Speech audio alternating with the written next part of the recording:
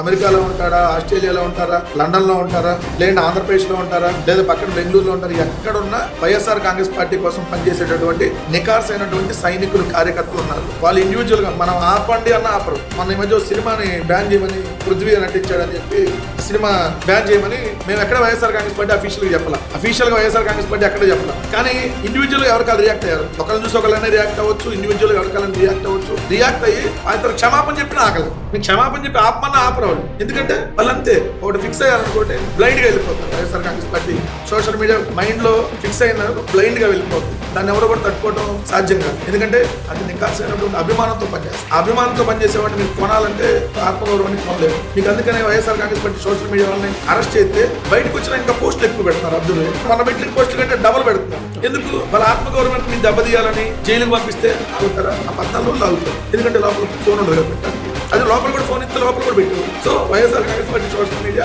అంత బలంగా ఉంది, అలా బలంగానే పనిచేస్తుంది. రేపు ఆ సత్తా ఏందో YSR Congress party social media సత్తా ఏందో 2029 ఎన్నికల్లో మళ్ళీ చూస్తారు ఈ ఉన్నటువంటి కూటమి ప్రభుత్వం.